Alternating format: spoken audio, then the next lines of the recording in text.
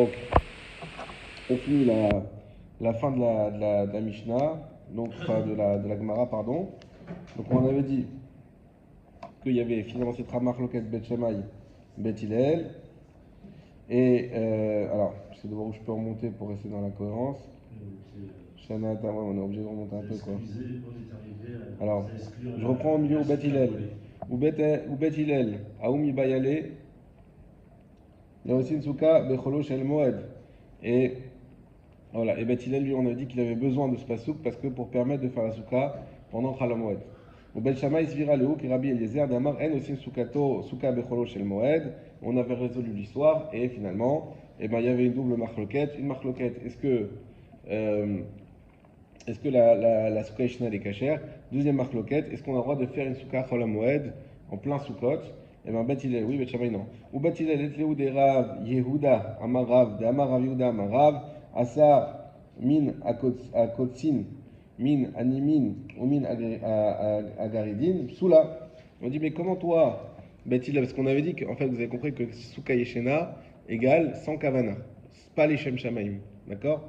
Et donc on dit, mais toi, tu es bien d'accord, on avait vu tous ces cas, que, comme Rav Yehuda qui nous disait, que dès qu'on avait des fils qui étaient là d'eux-mêmes pour les tzitzit, sous là, le tzitzit il est pas soul, qu'on avait fait à partir de fils, on n'a pas eu l'intention de mettre pour les tzitzit. Mina sisim kshera. Et par contre, si c'est des fils qu'on a mis pour faire le tzitzit, là c'est kasher. Kamri ta kamede shmuel amarli af mina sisim namim soula. Et même d'après Shmuel, ça c'était Rav Yehuda, c'était le plus mékil. Parce que Shmuel disait même le tissage lui-même des fils, il fallait qu'il soit les Shem Shamaim.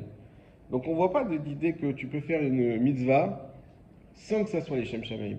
D'ailleurs, vous connaissez tous cette marloquette, on l'a dit 100 fois, mais c'est pas grave. Mitzvah, tzrichot kavana olo, alra, mitzvah, tzrichot kavana. Donc c'est toujours comme ça. Et puis on comprend, quelqu'un qui fait une bonne action sans penser qu'il le fait pour Dieu, il n'a rien fait du tout. Puisque le but c'est de servir Hachem. Et si tu n'as pas eu cette intention, tu n'as rien fait. C'est quoi l'intention quand tu dis c'est les Shem Shamaim? Ça veut dire que quand je fais une mitzvah avec Kavana, c'est avec la Kavana de faire la mitzvah ou est-ce avec la Kavana de faire une mitzvah et de la faire pour Hachem? Parce que tu rajoutes cet élément. C'est quoi la différence quand tu dis pour faire la mitzvah et pour Hachem? C'est lié. La mitzvah, tu t'attaches à Hachem, c'est sûr, mais des fois tu dis je le fais parce que c'est le moment de le faire ou c'est le. Tu vois. C'est la même chose. En fait, si tu rattaches ça à une mitzvah, on voit la différence qu'on peut voir dans la tzitzit. J'ai des fils qui sont là parce qu'ils pendent, et là je dis bon bah tiens je vais faire un tzitzit. C'est-à-dire qu'ils sont arrivés tout seuls. Il n'y a jamais eu, j'ai pas fait exprès de couper, de les laisser pendre pour faire des tzitzit. Donc on voit bien qu'il n'y a aucun lien avec du spirituel si tu veux. C'est ni pour une mitzvah, ni pour Hachem, ni rien du tout. Par contre, quand je prends des fils et je les accroche moi dans le trou, et là je fais des tzitzit, on voit bien que ces fils-là que j'ai accrochés dans mon beged, je les ai accrochés pour faire un tzitzit. Je ne les ai pas accrochés pour faire un lasso. Pour faire un tzitzit. Donc, quand on dit pour la mitzvah ou pour Hachem, c'est pareil. C'est-à-dire que j'ai une intention qui est liée à la mitzvah, tout simplement. Je fais ça pour la mitzvah. Donc voilà. Donc quand je fais une souka yeshena, c'est quoi? Souka yeshena, c'est j'ai fait une pergola. Je n'ai rien, j'ai pas fait une souka. Aucune idée de souka. Et après, je me dis, ah bah tiens, pas besoin de construire ma souka, j'ai ma pergola qui correspond à la chôte de la souka. Et d'après Bet Hillel, il dit c'est cachère. Et la Gemara, on a résolu avec les psukim. Donc ça veut dire que techniquement, encore une fois, vous voyez encore toujours la Gemara, c'est pas que il y en a qui veulent dire la Gemara, c'est de la race, c'est pas ça. Techniquement, on a résolu le problème, mais moralement, on l'a pas résolu. Parce que la Gemara dit, ok, d'accord, ok, t'as tes psukim, tu t'en sors. Mais comment tu peux arriver à dire ça, finalement, si on n'est plus dans les psukim. Comment tu peux arriver à dire que oui, une souka, on peut faire une souka qui n'était pas faite pour la mitzvah? Alors, tu avais déjà donné un élément de réponse la dernière fois, tu as dit oui, mais la mitzvah, c'est d'habiter dedans, c'est pas de la construire. Oui, tu te rappelles, tu avais dit ça. Et effectivement, on peut dire non, c'est mitzvah trichot kavana, la mitzvah, c'est d'habiter. Mais voyez que le titit, et c'est là où on n'avait pas forcément relevé ça la dernière fois, là où l'analogie est très bonne avec le titit, c'est que le titit, la mitzvah, c'est pas de le faire, c'est de le mettre. C'est le porter. Et pourtant, même dans l'idée de le faire, on demande une kavana. Donc c'est plus que mitzvah. Si, il est comme la souka dans le sens où c'est une mitzvah où on est à l'intérieur de la mitzvah complètement. Aussi. Mais dans l'idée de la kavana, il ressemble très parfaitement puisque on voit que même dans la construction, entre guillemets, de la mitzvah, même pour si on peut parler d'une construction d'un habit ou de l'accomplissement de la vie, et ben malgré tout, même là, on te demande une mitzvah, on te demande une kavana. Pas uniquement quand tu vas faire la mitzvah. C'est ça l'idée. Hein? C'est comme si on devait faire une analogie avec le chauffard. Est-ce que quand j'enlève la corne du bélier, il faut que je dise, ah, c'est pour le chauffard ou pas? Est-ce que quand je fais ma matzah, c'est toute la mitzvah de la matzah shmura, c'est je fais la matzah pour la mitzvah de Pessah, ou je fais de la galette pour manger. En chantant le Hallel, quand il a fait un peu la Ça, c'est ceux qui amènent l'agneau. Ce sont les mêmes. Bientôt. Voilà. Tu as acheté le Pessah prochain. Tu as acheté le nouveau manteau avec Plusieurs fâches. Voilà. Donc la Gemara, ici, elle s'interroge en disant. Ah oui, exact. Je voulais l'emmener de manière.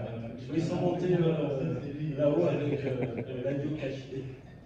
Donc la question ici qu'on pose à Hillel, et il faut bien comprendre, c'est très bien Hillel, on a compris que tu t'en sors, mais finalement, comment tu arrives à dire et qu'on peut faire une mitzvah, quelque chose qui n'a pas été fait pour la mitzvah.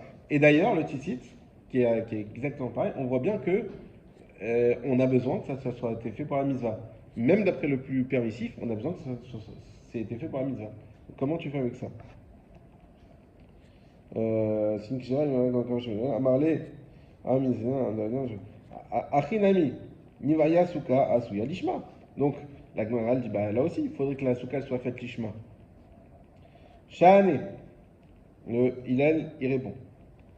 Atam Damakra Gedilim Taase Lecha. Là-bas, dans le tzitzit, ça veut dire que, encore une fois, Hillel, on avait parlé de renversement de la charge de la preuve, c'est que Hillel, il vient te dire, mais non, en fait, c'est pas écrit comme ça, mais on pourrait dire, mais c'est la mitzvah, comme il avait dit David, c'est la mitzvah. On n'a jamais dit que l'ustensile de la mitzvah doit être créé, l'ishma. Tu vas trop loin, tu es trop restrictif, tu embêtes trop les gens. On n'a jamais dit ça. Et le tzitzit, c'est spécial, c'est une exception. C'est pas la règle. On va dire, mais regarde le tzitzit, tu vois bien que c'est ça la règle. Réponse, le tzitzit, c'est une exception. Donc la règle, c'est que il ne faut pas de kavana dans la création de l'ustensile, de l'objet de la mitzvah, mais le tzitzit, c'est une exception. Pourquoi? Parce que c'est écrit lecha. Lecha, leshem, chovar. Ça veut dire quoi? Pour toi, pour ton obligation. Donc tu dois faire le tzitzit pour ta'asé, ça veut dire ta'asé. Ici, ce pasouk, aussi on l'avait pas relevé la semaine dernière, il ne parle pas de la mitzvah de tzitzit. Il parle de la mitzvah qui n'est pas en vrai une mitzvah. De mettre des fils aux quatre coins. Oui. De les porter, de les faire. Voilà. Si tu portes un habit, voilà, exactement. Donc la mitzvah de mettre, d'accrocher. De faire les tzitzit. Bah, par extension, on sait bien que oui. La mitzvah, c'est de porter. Il faut savoir si on parle du mitzvah au niveau strict ou au niveau large. C'est comme quand je dis que quand je vais à la synagogue, on dit que chaque pas, tu fais une mitzvah. Hein? Chaque pas en Israël, ça si, on va voir est-ce que c'est vrai. Que chaque pas en Israël, c'est une mitzvah. Alors, bah oui, tout ce qui accompagne, il y a la mitzvah, il y a le cœur de la mitzvah, et il y a l'environnement de la mitzvah. Il y a tout ce qui va avec, et bien sûr que ça ajoute, on va dire, aux srouillottes. Mais c'est pas au niveau strict, dans les lois du Ramban ou du Rambam d'ailleurs, tu verras jamais dans les 613 mitzvah de faire des pas pour aller à la synagogue. Il n'existe pas. Ni dans les mitzvot des Rabbanan. On verra pas mitzvah de créer un tzitzit. Il n'y a pas une mitzvah de construire une souka. Il y a mitzvah de soukot, et par élargissement, tout ça bien sûr, que quand je fais ma souka, après Kippour, et que je vais le soir, et que je me fatigue, bien sûr que je vais en route pour ça, bien sûr que je commence à profiter de la mitzvah de souka, mais ça, c'est strictement pas la mitzvah de souka. On est bien d'accord. Ça, c'est qualifié de préparatif à la mitzvah ou de hidour de la mitzvah? Alors, si on devait qualifier. C'est un préparatif. C'est pas un préparatif. Idon mitzvah, c'est autre chose encore. Idon mitzvah, ça peut lire avec un beau sraf, par exemple. Alors voilà, mais. Enfin, de dormir ou de, je sais pas, Alors, peut-être pour illustrer, vous connaissez peut-être cette marloquette. Est-ce qu'on achète le sraf, quand tu parles du sraf, est-ce qu'on l'achète avant Kippour ou après Kippour? Est-ce que vous connaissez cette marloquette? Alors voilà. Est-ce que acheter un sraf, c'est la mitzvah d'Arba Minim? Bah non, la mitzvah d'Arba Minim. aucun rapport. C'est aucun rapport. Non mais, pas le sraf, pardon. pas le srach, le loulav, excusez-moi, le loulav. C'est pas pareil. Est-ce qu'on doit acheter le loulav avant Kippour ou après Kippour? Donc acheter le loulav et le etrog, les rabba minim, c'est pas la mitzvah. C'est-à-dire que concrètement, quelqu'un qui l'a acheté et qui ne l'a pas fait pendant Sukkot n'a pas fait la mitzvah. On est bien d'accord, la mitzvah c'est de les prendre, les réunir, faire la bracha on le fait à ce moment-là et de remuer. D'accord? C'est ça la mitzvah. Maintenant, le Mishnah Bora, il parle de ça dans la halachot de Yamin Noraim. Est-ce qu'il faut acheter avant Kippour, parce que juste après Kippour c'est Sukkot, vous savez que 3 jours après, ou est-ce qu'il faut, l'acheter après? Alors il y a deux visions. Première vision, dire qu'il faut l'acheter après. Pourquoi? Bien parce que avant Kippour, on est dans Kippour, on n'est pas dans Sukkot. Et après, on commence à se préparer pour Sukkot, et d'autant plus d'ailleurs que plus les rabba minim vont acheter tard, et plus ils vont être frais, et plus ils vont être bons pour la mise. D'accord? Donc ça, c'est un premier avis qu'on ne mélange pas, vous savez, les mises entre elles. Hein? Moi, je pense qu'il faut acheter avant. Pourquoi? Parce que je pense que... Parce que c'est un angle aussi. Ouais. non, mais si tu as l'occasion, dès que la mitzvah se présente, si tu as l'occasion, si tu vois... Mais c'est pas une mitzvah. Tu vas pas, non, mais retarder, d'ailleurs, moi j'ai vu, des fois quand tu retardes, après tu n'as plus rien, tu trouves rien, et tu peux te retrouver embêté, donc dès que tu peux le faire... Toi, tu veux être préventif. Après, attendre plus tard, on dit tu dois te préparer avant la fête, bien 30 jours avant, étudier, tout ça, donc dommage de pas aussi de... Surtout qu'on est occupé par des mitzvot, c'est toujours bon. Si on le fait avant. Bien sûr. Ensuite, dire que c'était dans le Kippour, ouais, mais bon, c'est pas parce que t'es dans le Kippour que tu dois pas penser du tout à Sukkot. Bah, c'est-à-dire que Sukkot et Kippour, ils sont aux antipodes.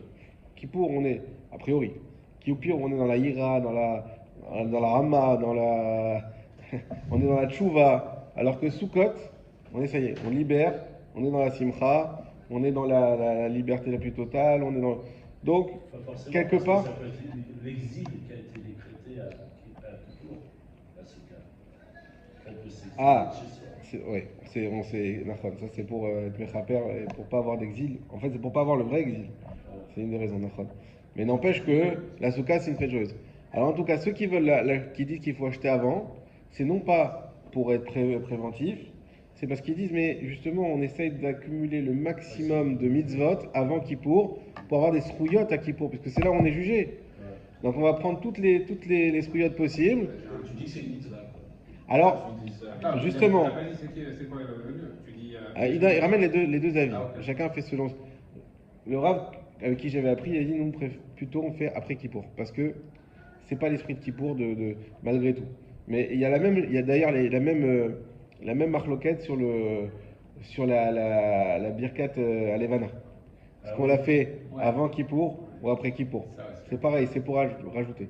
Mais en tout cas, vous voyez que, encore une fois, pourquoi je vous dis ça? Parce qu'on voit que d'un côté, on dit que ça ramène des spouillottes, d'acheter le loulav.